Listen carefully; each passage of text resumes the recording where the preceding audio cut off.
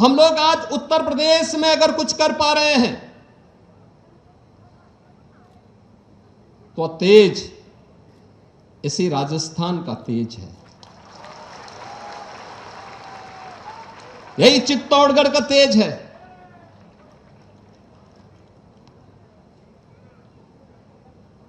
आज उत्तर प्रदेश में जो परिवर्तन दिखता है वह प्रधानमंत्री मोदी जी के मार्गदर्शन में, उसके पीछे राजस्थान की इस वीर भूमि का भी योगदान है, क्योंकि मेरे पूज्य दादा गुरु इसी भूमि से गोरखपुर गए थे। याद करिए, इस वीर भूमि ने भारत को एक पहचान दी है। ये चित्तौड़गढ़ का ये किला, ये दुर्ग केवल पत्थरों से बना हुआ एक दुर्ग नहीं है, ये भारत की अस्मिता का प्रहरी है, भारत की अस्मिता को लगातार एक नई प्रेरणा प्रदान कर रहा है।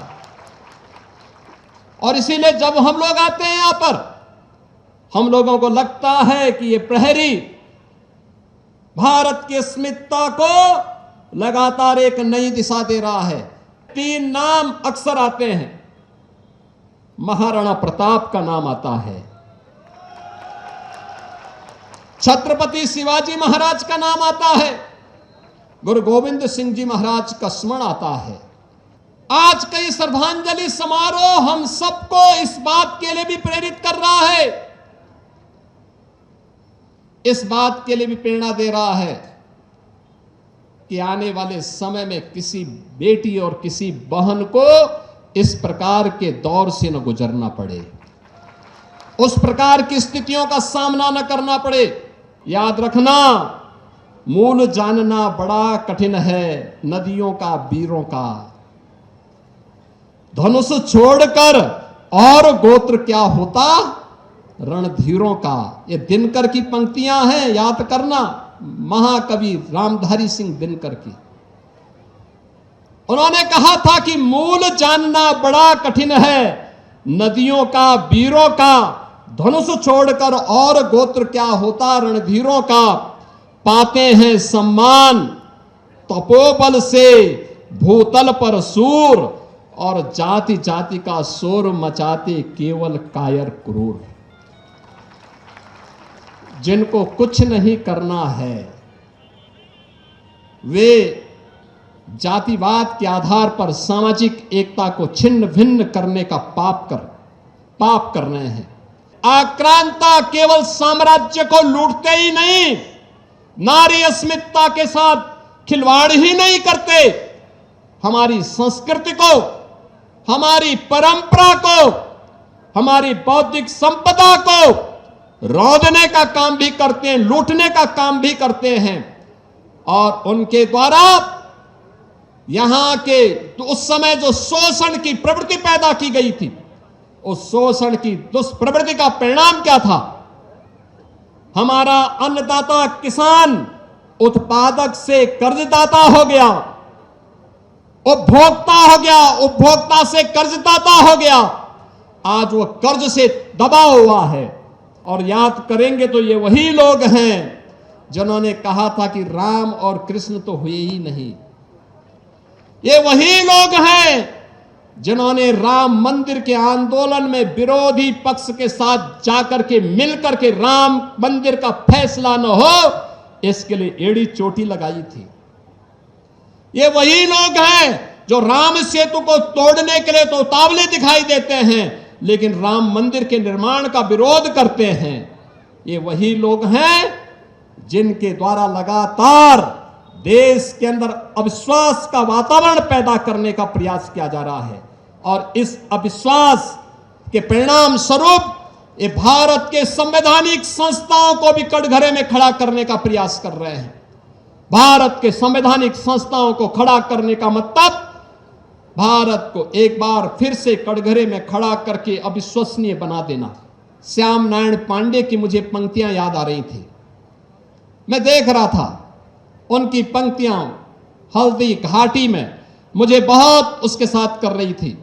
मैं चित्तौड़गढ़ को जब देख रहा था इस वीर भूमि को जब मैं देखता हूं और मुझे याद आती है उनकी पंक्तियां कि एक लिंग का आसन है, इस पर न किसी का शासन है। याद करिए ना, आज खिलजी वंश को कोई जानने वाला नहीं है। बाबर और औरंगजेब का, अकबर की खानदान का कहीं अता पता नहीं है। याद करिए, खिलजी के नाम पर भारत के अंदर कोई नमूना दिखाई देता है क्या? अकबर या बाबर या औरंगजेब के नाम पर कोई दिखाई देता है क्या? कोई सोहदा दिखाई देता है क्या? कोई नहीं दिखाई देता होगा। लेकिन महाराणा प्रताप की वंशावली, महाराजे साहब की उपस्थिति आज भी सैकड़ों वर्षों के बाद हमारे सामने है। तेजस्वी, मनस्वी, वर्चस्वी हस्ताक्षर माननीय योगी आदित्यनाथ जी, मुख्यमंत्री उत्तर प्रदेश।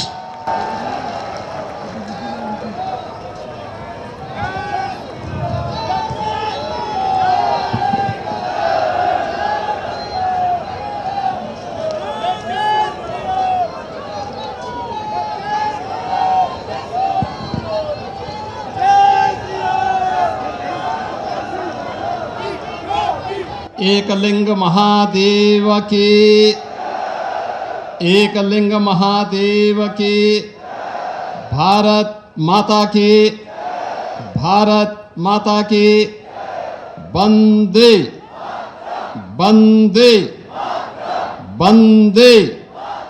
सियावर रामचंद्र भगवान की, सियावर रामचंद्र भगवान की। महाराणा कुंभा की, महाराणा कुंभा की, महाराणा सांगा की, महाराणा सांगा की, महाराणा प्रताप की, महाराणा प्रताप की, महारानी पद्मिनी की, महारानी पद्मिनी की। नमः पार्वती पतिये हर हर।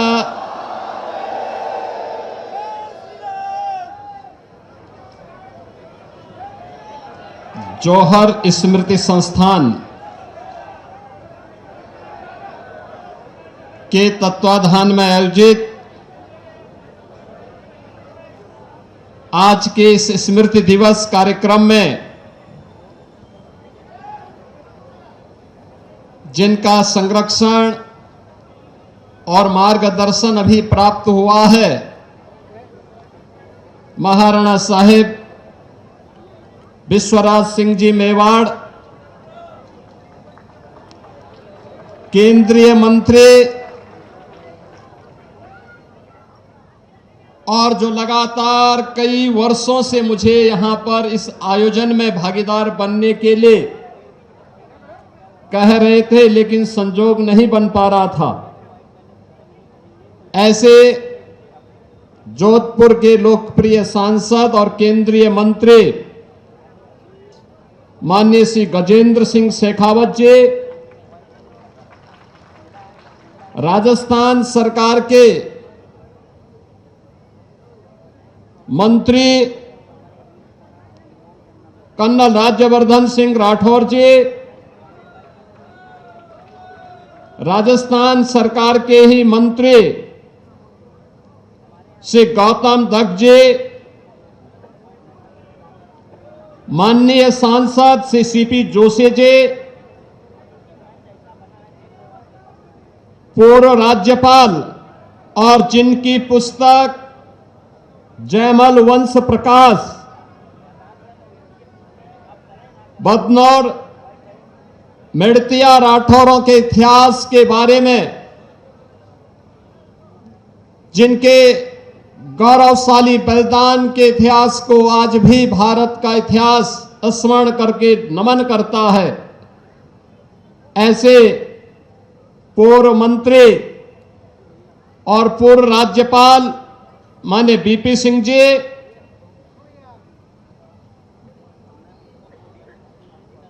चित्तौड़गढ़ के लोकप्रिय विधायक श्री चंद्रभान सिंह आक्या जी,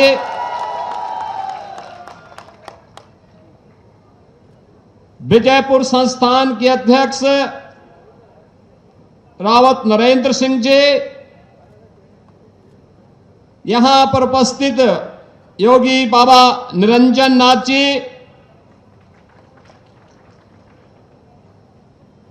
अध्यक्ष मेवाड़ क्षत्रिय महासभा से अशोक सिंह मेहता वाला जी, महामंत्री जौहर स्मृति संस्थान से तेजपाल सिंह सक्तावत जी, पूर्व मंत्री और लोकप्रिय विधायक श्री चंद कृपलानी जी, माननीय विधायक नीमच श्री दिलीप सिंह परिहार जी, माननीय विधायक सिताना मारवाड़ श्री हमीर सिंह जी, माननीय विधायक मसूदा श्री वीरेंद्र सिंह जी, माननीय विधायक अर्जुन जी, सम्मानित मंच, पूज्य संतजन, आज के इस समारोह में उपस्थित हमारे सभी माताएं, बहनें, नौजवान साथियों और स्मृति संस्थान के श्रद्धांजलि समारोह में उपस्थित राजस्थान और आसपास के सभी क्षेत्रों से उपस्थित बहनों और भाइयों, आज मुझे यहां पर प्रातःकालीन सत्र में इस वीर भूमि को नमन करने, महारानी पद्मावती के जौहर स्थल को नमन करने और माता कालिका के मंदिर में दर्शन करने का सौभाग्य प्राप्त हुआ है। बहनों और भाइयों, मैंने जब यहां की इस धरा को नमन किया और इस समारोह के बारे में, यहां के कार्यक्रमों के बारे में मुझे जब जानकारी दी जा रही थी और यहां पर जो मुझसे पूर्व जिन वक्ताओं ने अपने बातों को यहां पे रखा भी, ये लगता था कि ये भारतीय नारी के शौर्य को, उनके अस्मिता को, उनके स्वाभिमान को सम्मान देने का एक कार्यक्रम महारानी पद्मिनी ने हमें विरासत में सौंपी है और उसको नमन करके हम नारी गौरव को एक नई ऊंचाई प्रदान करने के लिए, अपने दायित्वों का निर्वहन करने के लिए यहां पर आए हैं। मेरा मानना है कि भारत की अमर गाथा है जो नारी अस्मिता, नारी सम्मान और नारी स्वावलंबन का एक नई प्रेरणा हम सबको प्रदान कर रहा है। मैं आभारी हूं, अभी यहां पर महाराणा साहब ने जो बात यहां पर कही है, और मैं सही बता रहा हूं, हम लोग आज उत्तर प्रदेश में अगर कुछ कर पा रहे हैं तो तेज इसी राजस्थान का तेज है, यही चित्तौड़गढ़ का तेज है।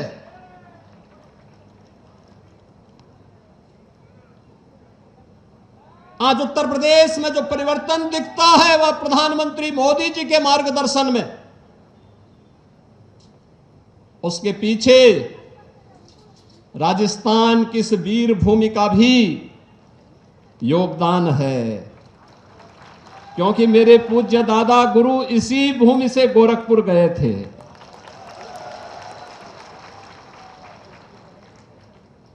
यही वीर भूमि है और इसलिए मुझे लगता है जब भी राजस्थान के, चित्तौड़गढ़ के, मेवाड़ के शौर्य और पराक्रम की बात आती है, यहां के वीरों के शौर्य और पराक्रम की बातें सामने आती हैं, जब वीरांगनाओं के जौहर को हम स्मरण करते हैं और मीराबाई की भक्ति की उस धुन से भारत अभिभूत होता है, तो हम सब उससे एक नई प्रेरणा प्राप्त करते हैं। याद करिए, इस वीर भूमि ने भारत को एक पहचान दी है। ये चित्तौड़गढ़ का ये किला, ये दुर्ग केवल पत्थरों से बना हुआ एक दुर्ग नहीं है, ये भारत की अस्मिता का प्रहरी है, भारत की अस्मिता को लगातार एक नई प्रेरणा प्रदान कर रहा है। और इसीलिए जब हम लोग आते हैं यहां पर, हम लोगों को लगता है कि ये प्रहरी भारत की अस्मिता को लगातार एक नई दिशा दे रहा है। और कौन ऐसा भारतीय होगा, कौन ऐसा सच्चा भारतीय होगा जिसके मन में श्रद्धा का ये भाव इस वीर भूमि के प्रति, यहां के राणाओं के बलिदान के प्रति, राष्ट्र के प्रति, उनके शौर्य और पराक्रम के प्रति उनके मन में ना आता हो। हर भारतीय के मन में जब भी भारत संकट में होता है, जब भी भारत का कोई अभिभावक अपने पुत्र को आगे बढ़ने के लिए प्रेरित करता है, आप देखते होंगे हर भारतीय के मन में 3 नाम अक्सर आते हैं। महाराणा प्रताप का नाम आता है, छत्रपति शिवाजी महाराज का नाम आता है, गुरु गोविंद सिंह जी महाराज का स्मरण आता है। इन राष्ट्र नायकों ने अपने लिए नहीं लड़ा था, अपने परिवार के लिए नहीं अपना बलिदान दिया था। इनका संघर्ष देश के लिए था, धर्म के लिए था। इनका संघर्ष सत्ता के लिए नहीं था। इस सत्ता का संघर्ष नहीं था, साम्राज्य का संकट का भी कोई संघर्ष नहीं था। ये धर्म और अस्मिता का संकट था, भारत की अस्मिता का संकट था, भारत की स्वाधीनता का संघर्ष था। और उस संघर्ष के लिए उन्होंने उस हर चुनौती का सामना किया, चट्टान की तरह उसके सामने खड़े हुए और उसका मुकाबला करके उसको नेस्तनाबूद करने का काम भी किया। और यही कारण है कि हर भारतीय गौरव के साथ कहीं भी आप जाएंगे, भारत के अंदर उत्तर, दक्षिण, पूरब, पश्चिम, सर्वत्र महाराणा प्रताप के बारे में हर व्यक्ति के मन में श्रद्धा का भाव है। दुनिया के अंदर आप जाएंगे, दुनिया के अंदर महाराणा प्रताप के बारे में, महाराणा सांगा के बारे में, महारानी पद्मिनी के बारे में, महाराणा कुंभा के बारे में और बप्पा रावल से प्रारंभ हुई इस परंपरा के बारे में हर भारतीय नमन करता है। कोई संदेह नहीं, कोई संदेह कहीं भी नहीं है, क्योंकि राष्ट्र के प्रति जो भी योगदान देगा उसका स्मरण लंबे समय तक होता है। और इसीलिए हम आज इतिहास को स्मरण नहीं कर रहे हैं, बल्कि इतिहास बनाने वाली धरती का साक्षात्कार कर रहे हैं, उसका साक्षात कर रहे हैं। इतिहास कैसे बनता है, ये चित्तौड़गढ़ का दुर्ग उसका प्रतीक है। इतिहास कैसे बनाया जाता है, त्याग और बलिदान की परिपाटी क्या होती है, ये दुर्ग उसका प्रतीक है। आज का ये श्रद्धांजलि समारोह हम सबको इस बात के लिए भी प्रेरित कर रहा है, इस बात के लिए भी प्रेरणा दे रहा है कि आने वाले समय में किसी बेटी और किसी बहन को इस प्रकार के दौर से न गुजरना पड़े। उस प्रकार की स्थितियों का सामना न करना पड़े। और मैं सचमुच जब जौहर की गाथा के बारे में, जिसके बारे में हमारे केंद्रीय मंत्री श्री शेखावत जी यहां पे कह रहे थे 1303, 1535 और 1568 में जो 3 बड़े जौहर यहां पर देखने को मिले हैं, भारत का इतिहास जिन वीरांगनाओं के इस जौहर से भरा पड़ा है। ऐसा नहीं कि यहां का वीर न लड़ रहा हो, वह लड़ रहा था, लेकिन जब महाराणा रत्न सिंह को धोखे के साथ वे वीर गति को प्राप्त हुए अलाउद्दीन खिलजी के धोखे से, क्योंकि शत्रु हमेशा धोखे से ही हमारे वीरों का मुकाबला कर पाया था। आमने सामने की लड़ाई में वे कहीं नहीं टिकते थे, कहीं नहीं टिकते थे। लेकिन धोखे से जब वह महाराणा रत्न सिंह वीर गति को प्राप्त हुए, गोरा और बादल जैसे वीर सेनापति लड़ते हुए वीर गति को प्राप्त हुए, तो महारानी पद्मिनी के नेतृत्व में हजारों वीरांगनाओं ने नारी अस्मिता की रक्षा करने के लिए उस समय जो जौहर व्रत लिया था, वह जौहर उस समय की परिस्थिति थी, उस समय की परिस्थिति थी। नारी गरिमा का, नारी गौरव का एक श्रेष्ठतम उदाहरण था कि किसी भी धर्मी को एक केवल नारी नहीं, भारत माता की धरती पर टिकने नहीं देंगे। और अगर अब भारत माता की धरती पर ऐसा नहीं,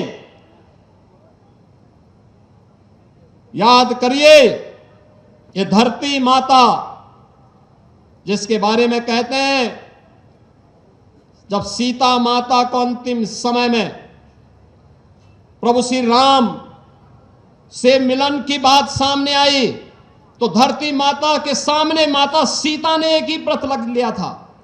उन्होंने कहा कि अगर मेरा सतीत्व अखंड है तो धरती माता मुझे अब अपने गोदी में समाहित करो।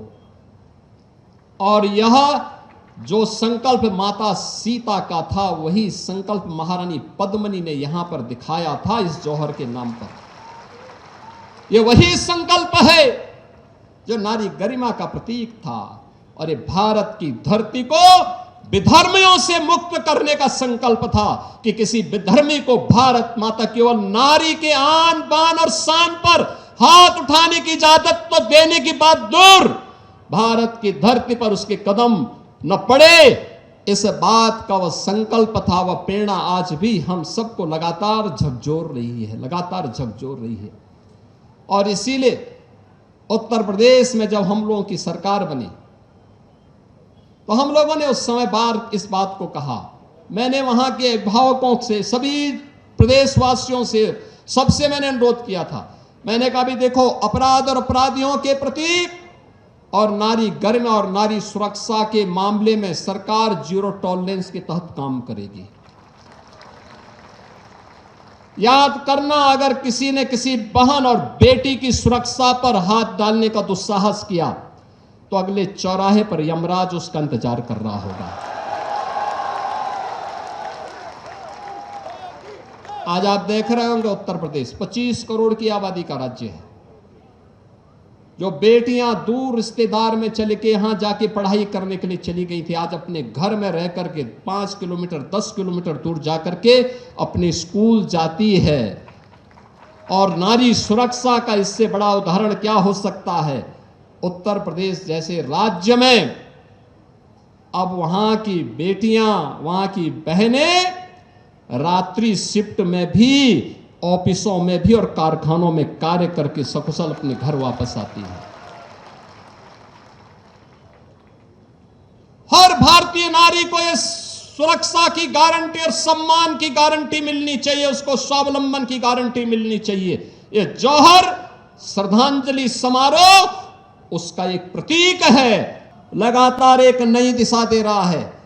और कौन ऐसा भारतीय होगा, कौन ऐसा सच्चा भारतीय होगा जिसके मन में श्रद्धा का ये भाव इस वीर भूमि के प्रति, यहां के राणाओं के बलिदान के प्रति, राष्ट्र के प्रति, उनके शौर्य और पराक्रम के प्रति उनके मन में नाता हो। हर भारतीय के मन में जब भी भारत संकट में होता है, जब भी भारत का कोई अभिभावक अपने पुत्र को आगे बढ़ने के लिए प्रेरित करता है,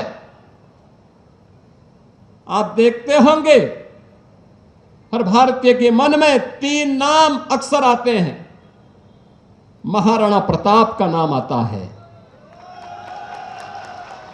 छत्रपति शिवाजी महाराज का नाम आता है, गुरु गोविंद सिंह जी महाराज का स्मरण आता है।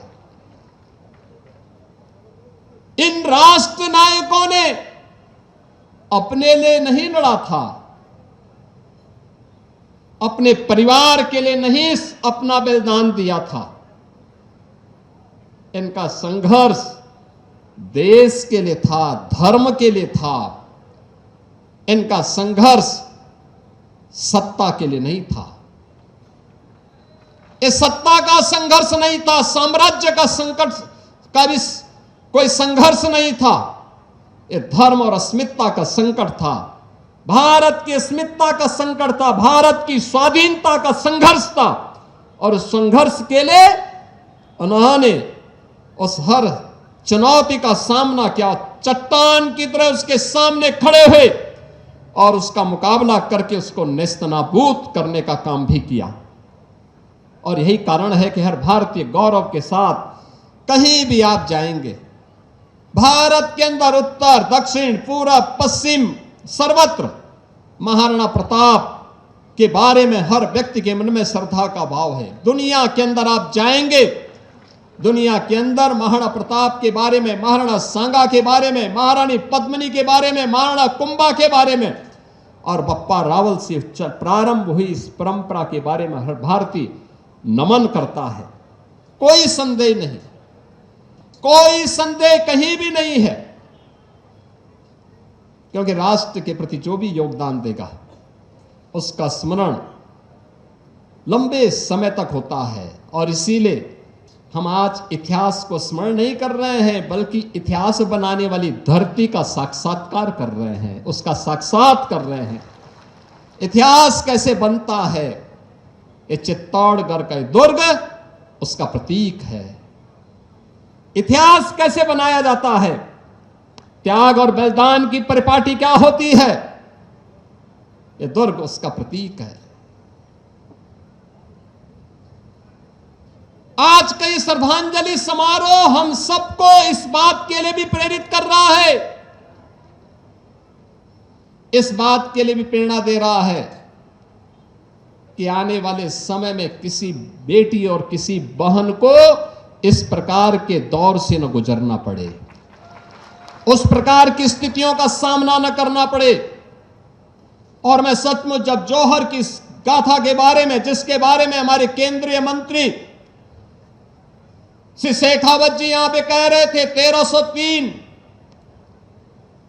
1535 और 1568 में जो 3 बड़े जौहर यहां पर देखने को मिले हैं, भारत का इतिहास जिन वीरांगनाओं के इस जौहर से भरा पड़ा है।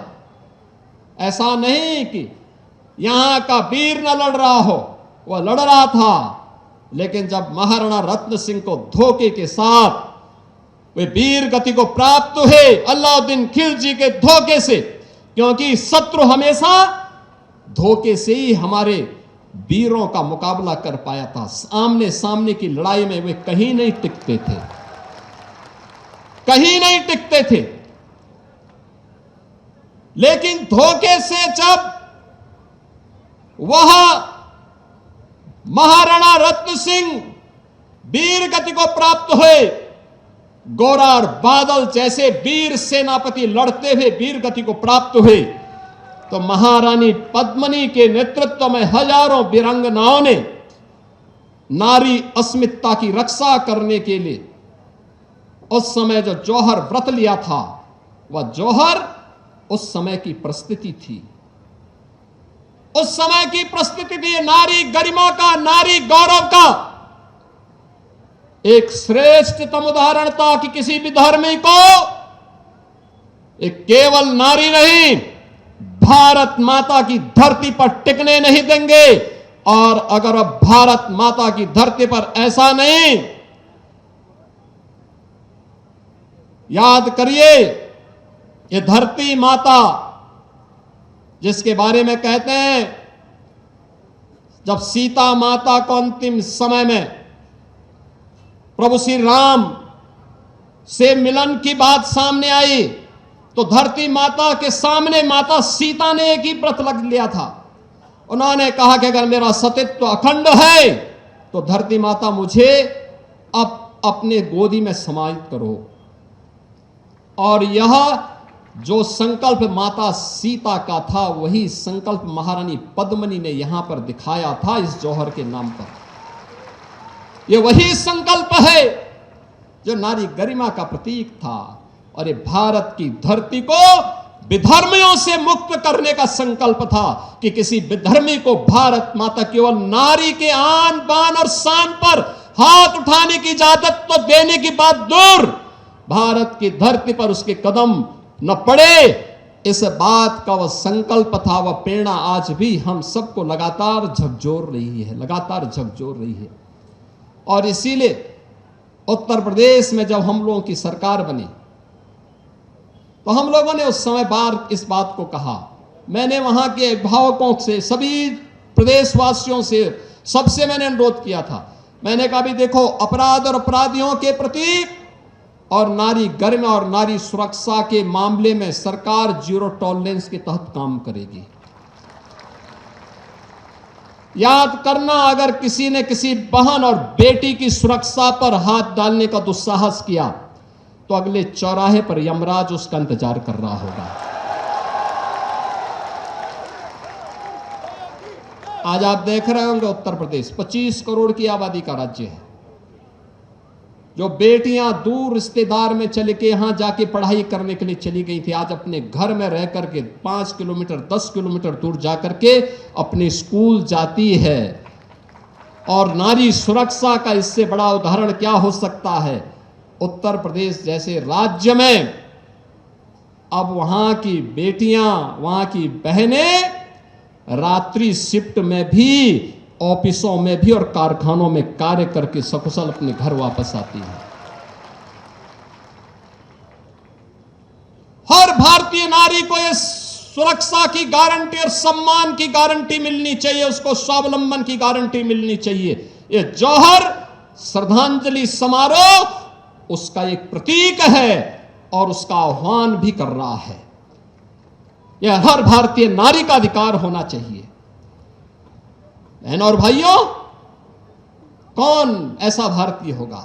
महाराणा सांगा के शरीर पर 80 घाव, ये केवल उनके व्यक्तिगत साम्राज्य लालसा नहीं, ये भारत की अस्मिता को क्षुण्ण बनाए रखने के लिए उस समय उनके द्वारा दिखाए गए शौर्य और प्रतीक का प्रमाण है। हमें अपने स्वयं की चिंता नहीं, हमें तो राष्ट्र की अस्मिता की चिंता है। और उस राष्ट्र की अस्मिता को लेकर के घाव पे घाव सहते गए, लेकिन हरगिज उन्होंने विधर्मियों को घुसने नहीं दिया।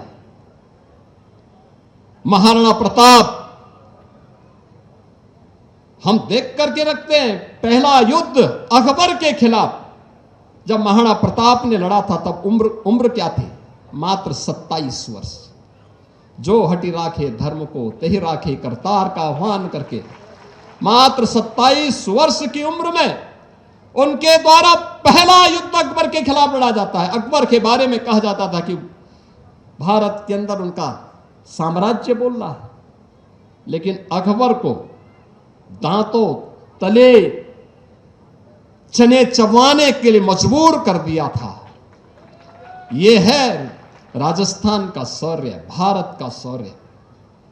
बहनों और भाइयों, भारत के इतिहास ने हमेशा इस शौर्य को स्मरण किया है। भारत की पीढ़ियां इसको सम्मान देती है। याद करिए, अयोध्या में श्री राम ने जन्म लिया, ये सच है, वे परमपिता परमेश्वर हैं। लेकिन राम तब राम बन पाए जब उनका संकल्प हुआ कि निस्सरहीन करो मई भुज उठाए प्रणकीन।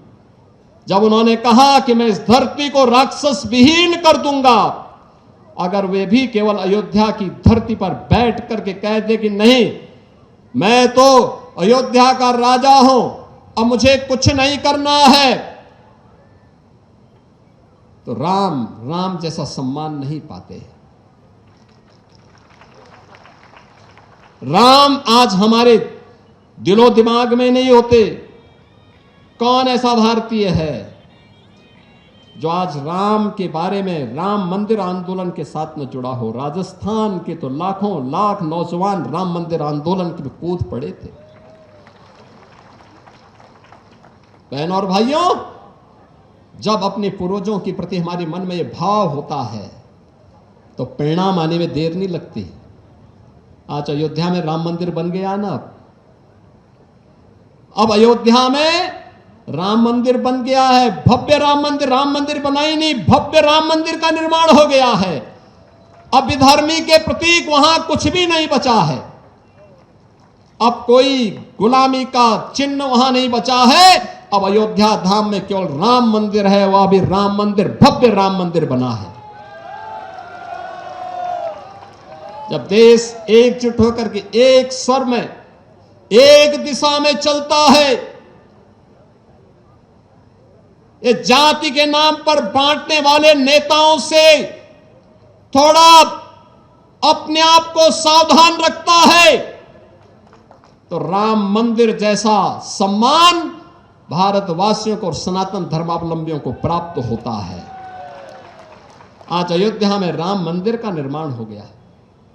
याद करिए, कंस के अत्याचार से त्रस्त मथुरा को अभय प्रदान करने के लिए कृष्ण को अंततः संकल्प लेना पड़ा था, परित्राणाय साधूनाम विनाशाय च दुष्कृताम का। उन्होंने कहा था, मैं सज्जन शक्ति का संरक्षण करूंगा, लेकिन दुर्जनों का संहार करने में भी कोई संकोच नहीं करूंगा। और आज कृष्ण हम सबके पूज्य हो गए। हमारे महाराणा साहेब तो नाथद्वारा से स्वयं वहां का प्रतिनिधित्व भी कर रहे हैं। बहनों और भाइयों, ये भारत की अस्मिता है, ये भारत का प्रतीक है। हम इन महापुरुषों का स्मरण इसलिए कर रहे हैं क्योंकि इन्होंने भारत को शौर्य पराक्रम की परंपरा के साथ जुड़ने का आह्वान किया था। भारत की आजादी के उस पूरे आह्वान को जब हम देखते हैं, और मैं तो दंग रहता हूं इन सभी कार्यों को देख करके कि कैसे भारत ने इन सभी चीजों को देखा था। आप देखेंगे खालसा पंथ के संस्थापक गुरु गोविंद सिंह जी महाराज ने, उनका आह्वान भी क्या था? 1.25 लाख से एक लड़ाऊं तो गोविंद सिंह नाम कहूं। आप सोचो ना, उस समय वे भी लड़ रहे थे। एक स्थान पर उन्होंने किस तरीके से 4-4 पुत्र बलिदान होते हैं, लेकिन उफ नहीं किया। उनसे पूछा गया कि आपके 4-4 पुत्र, 4-4 साहबजादे बलिदान हो रहे हैं सरहिंद के लिए। उन्होंने कहा 4 मुए तो क्या हुआ, जीवित कहीं 1000। पूरे समाज को ही अपना पुत्र मान करके उनका संरक्षण जो प्राप्त हो रहा था। बहनों और भाइयों, यही स्थिति इस देश के अंदर आजादी के आंदोलन के दौरान भी हम देख रहे थे। उत्तर प्रदेश के अंदर जब हम बात करते हैं झांसी की रानी लक्ष्मीबाई का, कौन ऐसा भारतीय होगा जो झांसी की रानी लक्ष्मीबाई का स्मरण करता हो? उनके बारे में कहा जाता है, सिंहासन हिल उठे, राजवंशों ने भ्रुकुटी तानी थी, बूढ़े भारत में आई फिर से नई जवानी थी, खूब लड़ी मर्दानी वो तो झांसी वाली रानी थी। खूब लड़ी मर्दानी वो तो झांसी वाली रानी थी। ये नारी गरिमा है। जब उन्होंने 1857 के प्रथम स्वातंत्र समर में अंग्रेजों के विरुद्ध संघनाद किया था, तब उनकी उम्र मात्र 26 वर्ष की थी। 26 वर्ष की। 27 वर्ष की उम्र में वे बलिदान हो गई थी। ये भारत की नारी है और उस भारत की नारी ने उसी रूप में भारत का आह्वान किया था और भारत को उसी रूप में आगे बढ़ाने का काम किया था। कौन ऐसा भारतीय होगा जो नेताजी सुभाष चंद्र बोस का स्मरण न करता हो? उन्होंने भी तो आह्वान किया था, तुम मुझे खून दो मैं तुम्हें आजादी दूंगा। ये नारा केवल बंगाल के लिए नहीं था, पूरे भारत के लिए था, पूरी भारत की आजादी के लिए था। नेताजी सुभाष चंद्र बोस होते तो भारत का विभाजन नहीं होता, पापी पाकिस्तान भी नहीं होता।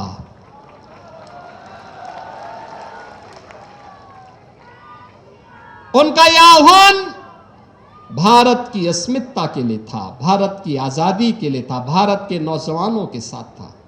आप जाइए ना भारत से बाहर भी, जापान में, सिंगापुर में, भारत के अंदर पोर्ट ब्लेयर में जाइए, नेताजी सुभाष चंद्र बोस के द्वारा भारत की आजादी के लिए, म्यांमार में आप जाइए, भारत की आजादी के लिए उनके द्वारा किए गए योगदान का स्मारक आज भी हम सब भारतीयों का आह्वान करता है। बहनों और भाइयों, उत्तर प्रदेश में देश की आजादी के लिए एक नया आंदोलन हुआ था, काकोरी ट्रेन एक्शन की। पंडित राम प्रसाद बिस्मिल और ठाकुर रोशन सिंह, चंद्रशेखर आजाद, ये सभी क्रांतिकारी अंग्रेजों के द्वारा गिरफ्तार हो गए। इन्होंने अंग्रेजों का जो खजाना लूटा था, जिसे इंग्लैंड ले जाया जा रहा था भारत से वसूली करके, वो मात्र 4600 था, 4600। और इन क्रांतिकारियों को गिरफ्तार करने के लिए अंग्रेजों ने जो पैसा लगाया था उसकी कीमत थी उस समय 10 लाख रुपए। पंडित राम प्रसाद बिस्मिल को गिरफ्तार करके जेल में बंद कर दिया गया, ठाकुर रोशन सिंह को जेल में बंद कर दिया गया, कई क्रांतिकारियों को जेल में बंद कर दिया और जेल में बंद किया गया। इनको फांसी की सजा दी गई। फांसी की सजा देने के जिस दिन फांसी की सजा तय थी, उसके 2 दिन पहले ही उन्हें फंदे पर लटका दिया गया। फंदे पर लटकाने के पहले उनसे पूछा गया, कोई अंतिम इच्छा? उन्होंने कहा, हां, एक ही इच्छा है। ये सभी क्रांतिकारी एक साथ बोलते थे। उन्होंने कहा, एक ही इच्छा है। कहा, क्या इच्छा है? उन्होंने कहा, हे इस भारत वर्ष में 100 बार मेरा जन्म हो और कारण सदा ही मृत्यु का देशोपकारक कर्म हो। उन्होंने कहा, ईश्वर से केवल एक ही प्रार्थना है और वह प्रार्थना है कि बार बार इस भारत की धरती पर हम जन्म लें और बार बार धरती पर जन्म लेकर के हमारे जीवन का एक ही लक्ष्य है और वह है कि हम बार बार हमारी मृत्यु का कारण देश और समाज के कल्याण का, सनातन के कल्याण का कारण बने। बहनों और भाइयों, हम भारत की आजादी के आंदोलन के ही महानायक वीर सावरकर का स्मरण करते हैं। याद करिए, भारत के बाहर रह करके उन्होंने भारत की आजादी के लिए जिस आंदोलन को आगे बढ़ाया था, उम्र 28 वर्ष, सजा 2 काला पानी, 2 दोहरे काला पानी की, यानी 50 वर्ष की सजा मात्र 28 वर्ष की उम्र में। एक ही जेल में, अंडमान निकोबार की एक ही जेल में पूरा उनके भाई भी बंद हैं और 1 दशक तक वीर सावरकर अपने भाई को नहीं देख पाए थे। अचानक एक दिन मुकाबला हुआ, उन्होंने देखा कि मेरा भाई, उन्होंने समझा मुझे मिलने के लिए आया है। उन्होंने अपने भाई से पूछा कि भाई कब से यहां पे हो, तुम कब आए हो? उन्होंने कहा, मैं तो कई वर्षों से यहां पर इस जेल में बंद हूं। कहा, क्यों? कहा कि देश की आजादी के लिए जैसे आप इंग्लैंड में और फ्रांस में रह करके लड़ रहे थे, वैसे ही मैं भी भारत की आजादी के लिए महाराष्ट्र के अंदर, भारत के अंदर लड़ रहा था और मुझे भी यहां सजा हुई है।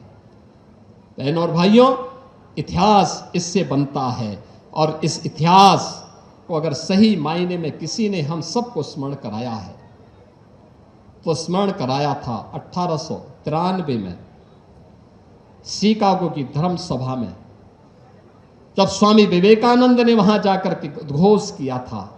और एक ही उद्घोष उनका था, उन्होंने ये नहीं कहा मैं किस जाति का हूं, पंथ और संप्रदाय की बात भी नहीं कही। उस समय स्वामी विवेकानंद ने एक ही बात कही थी और उन्होंने कहा था, हम सब भारतीयों के लिए कहा था कि गर्व से कहो हम हिंदू हैं, और गर्व से कहो ये हिंदू का ये उद्घोष आज भी पूरे भारत को एकता के सूत्र में बांधने का कार्य करता है।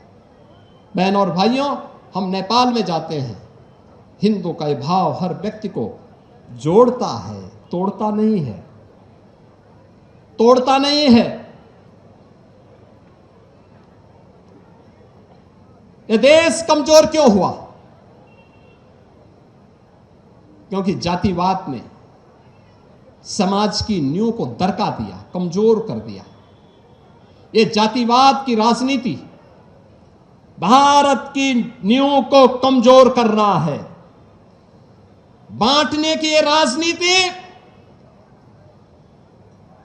हम सबको फिर से गुलामी की ओर धकेल रहा है, और उससे बचने के लिए आज हम सबको एक उस भाव के साथ आगे बढ़ना पड़ेगा। और मैं तो आज जब यहां पर आया हूं, मैं तो आप सबसे एक ही बात कहूंगा, मैं जौहर स्मृति संस्थान और इस पूरे अभियान के साथ जुड़े हुए यहां के लोकप्रिय विधायक ने जो अब इस बार जो बात कार्यक्रम भी किया संस्थान के साथ मिलकर के, कि सभी समुदायों को मिलकर के अपने पूर्वजों के प्रति उनकी स्मृति को नमन करने का आयोजन सर्व समाज का कार्यक्रम बने। क्योंकि याद रखना, मूल जानना बड़ा कठिन है नदियों का, वीरों का। धनुष छोड़कर और गोत्र क्या होता रणधीरों का। ये दिनकर की पंक्तियां हैं, याद करना, महाकवि रामधारी सिंह दिनकर की। उन्होंने कहा था कि मूल जानना बड़ा कठिन है नदियों का, वीरों का। धनुष छोड़कर और गोत्र क्या होता रणधीरों का। पाते हैं सम्मान तपोबल से भूतल पर सूर, और जाति जाति का शोर मचाते केवल कायर क्रूर। जिनको कुछ नहीं करना है वे जातिवाद के आधार पर सामाजिक एकता को छिन्न भिन्न करने का पाप कर रहे हैं। बहनों और भाइयों, याद करिए ना भारत के वैभव को। भारत का वैभव हमेशा हमें उस बात की नई प्रेरणा प्रदान करता है। वैदिक कालीन भारत आदर्श भारत, ग्रामीण अर्थव्यवस्था पर आधारित भारत, एक ऐसा भारत जहां अन्नदाता किसान उत्पादक था, हमारा कारीगर उद्यमी था, और हमारा व्यापारी राष्ट्र को जोड़ने का सेतु हुआ करता था। ग्राम स्वराज हमारी पहचान थी। माल भी गांव का, उत्पादन भी गांव का, आमदनी भी गांव की, आत्मनिर्भर इकाई भी गांव की। आज प्रधानमंत्री मोदी जी आत्मनिर्भर और विकसित भारत की बात जब करते हैं तो बहनों और भाइयों, आत्मनिर्भर और विकसित भारत की इस नींव को मजबूत बनाने के लिए उसकी आधारभूत इकाई हमारी ग्राम पंचायतें बनेंगी, हमारी ग्राम सभाएं बनेंगी, हमारे कस्बे बनेंगे। चित्तौड़गढ़ आत्मनिर्भर होगा तो भारत आत्मनिर्भर होगा। और आत्मनिर्भर बनने के उसी कार्यक्रम के बारे में अभी महाराणा साहब भी यहां पर मंच पर उस बात को कह रहे थे। यह वही कहानी है, जब भी आक्रांत आते हैं, आक्रांता केवल साम्राज्य को लूटते ही नहीं, नारी अस्मिता के साथ खिलवाड़ ही नहीं करते, हमारी संस्कृति को, हमारी परंपरा को, हमारी बौद्धिक संपदा को रौंदने का काम भी करते हैं, लूटने का काम भी करते हैं। और उनके द्वारा यहां के तो उस समय जो शोषण की प्रवृत्ति पैदा की गई थी, उस शोषण की दुष्प्रवृत्ति का परिणाम क्या था? हमारा अन्नदाता किसान उत्पादक से कर्जदाता हो गया, उपभोक्ता हो गया, उपभोक्ता से कर्जदाता हो गया। आज वो कर्ज से दबा हुआ है। हमारा कारीगर श्रमिक होकर के बेरोजगार हो गया और व्यापारी वह कर्ज के बोझ के तले वह भी इधर से उधर जाकर के अपने आजीविका के लिए भटकता हुआ दिखाई दिया है। बहनों और भाइयों, औपनिवेशिक कालखंड की शोषण की इस वृत्ति को समाप्त करने के लिए उस समय जो उन्होंने दुष्चक्र रचा था, उस दुष्चक्र को समाप्त करने के लिए स्वतंत्र भारत ने भी कभी आजादी के बाद वर्ष दर वर्ष बीतते गए, कभी भारत की इस अस्मिता को पहचानने का प्रयास नहीं हो पाया। ये भारत फिर से गौरव के साथ आगे बढ़ सके। याद करिए, कौन लोग हैं जो जातिवाद के आधार पर फिर से समाज को बांट रहे हैं? कौन लोग हैं जो अफवाह के आधार पर देश के अंदर विश्वास का संकट खड़ा कर रहे हैं? कौन वे लोग हैं जो लगातार भारत को भारत न बना रहे इसके लिए तमाम प्रकार से दुष्चक्र कर रहे हैं? और याद करेंगे तो ये वही लोग हैं जिन्होंने कहा था कि राम और कृष्ण तो हुए ही नहीं। ये वही लोग हैं जिन्होंने राम मंदिर के आंदोलन में विरोधी पक्ष के साथ जाकर के मिलकर के राम मंदिर का फैसला न हो इसके लिए एड़ी चोटी लगाई थी। ये वही लोग हैं जो राम सेतु को तोड़ने के लिए तो उतावले दिखाई देते हैं लेकिन राम मंदिर के निर्माण का विरोध करते हैं। ये वही लोग हैं जिनके द्वारा लगातार देश के अंदर अविश्वास का वातावरण पैदा करने का प्रयास किया जा रहा है और इस अविश्वास के परिणाम स्वरूप ये भारत के संवैधानिक संस्थाओं को भी कटघरे में खड़ा करने का प्रयास कर रहे हैं। भारत के संवैधानिक संस्थाओं को खड़ा करने का मतलब भारत को एक बार फिर से कटघरे में खड़ा करके अविश्वसनीय बना देना। इनको देश की चिंता नहीं, इनको स्वयं के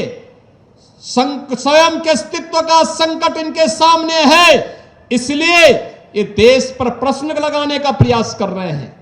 भारत की अस्मिता के साथ अब खिलवाड़ करने पर उतारू हो चुके हैं और इसीलिए जब आज हम यहां पर आए हैं इस जौहर स्मृति संस्थान के कार्यक्रम में, यह संकल्प का दिवस हम सब के लिए होना चाहिए और यह संकल्प इस बात का संकल्प बनना चाहिए जो संकल्प सैकड़ों वर्षों से, विगत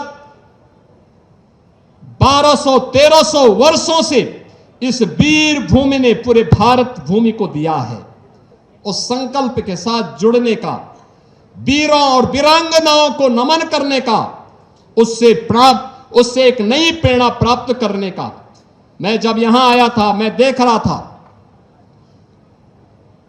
चित्तौड़गढ़ के दुर्ग में जाकर के जौहर भूमि को नमन करके, मां कालिका के मंदिर में दर्शन करके मैं विभूत भी था।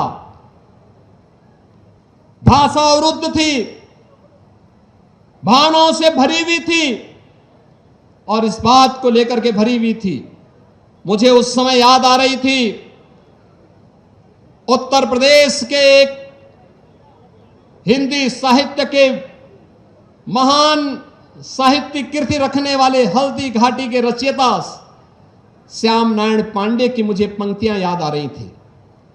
मैं देख रहा था उनकी पंक्तियां हल्दी घाटी में, मुझे बहुत उसके साथ कर रही थी।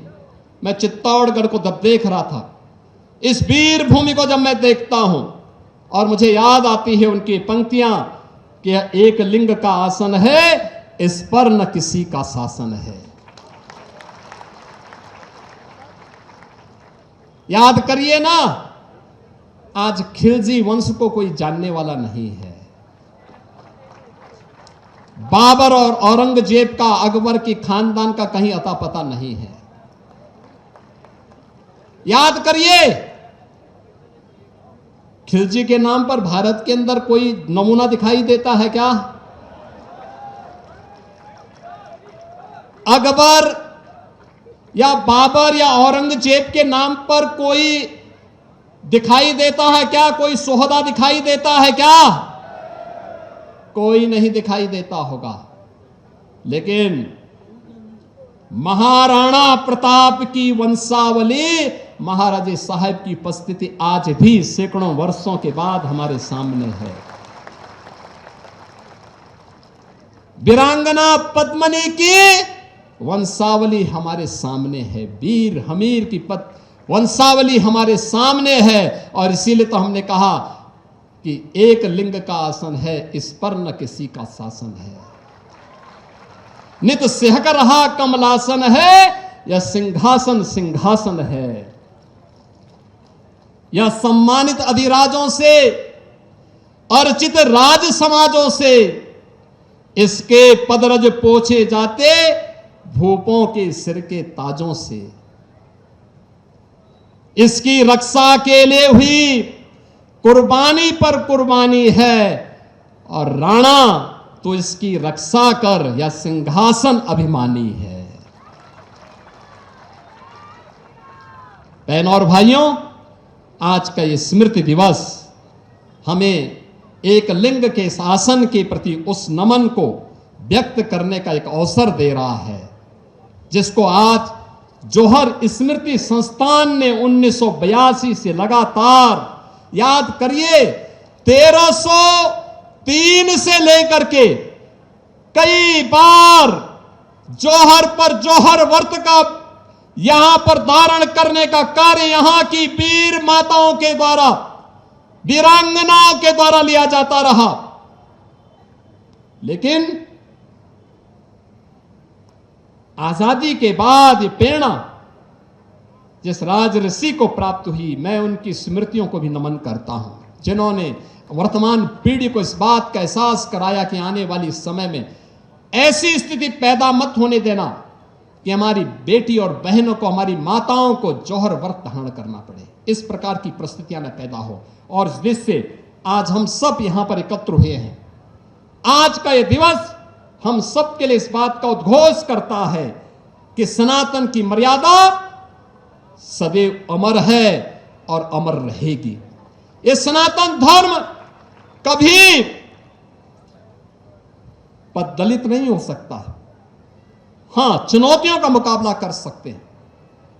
हमने अनेक चुनौतियों का मुकाबला किया, हम करेंगे, लेकिन हमारी अमरता पर कोई उंगली नहीं उठा सकता। ये चित्तौड़गढ़ का दुर्ग उस बात का प्रतीक है। मातृशक्ति का साहस अजेय है। आज का उद्घोष इस बात को हमें स्मरण दिला रहा है कि हमारी मातृशक्ति का जो साहस है वह सदैव अजेय था और अजेय बना रहेगा। और स्वाभिमान की ज्वाला जो इस जौहर से 1303 में प्रज्वलित हुई थी, वह शाश्वत है, वह शाश्वत बनी रहेगी। और इन तीनों के लिए हम सबको मिलकर के कार्य करना होगा। इस विश्वास के साथ मैं आज के इस जौहर स्मृति संस्थान के कार्यक्रम के लिए आयोजकों का हृदय से अभिनंदन करता हूं।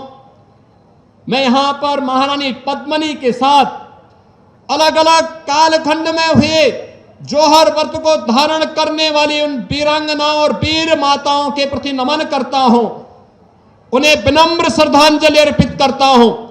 यहां के सभी वीर योद्धाओं को, बलिदानियों को और महाराणा की इस महान परंपरा को भी, उनकी स्मृतियों को नमन करते हुए, आप सबका अभिनंदन करते हुए अपनी वाणी को विराम देता हूं। धन्यवाद। जय हिंद, जय जय श्री राम।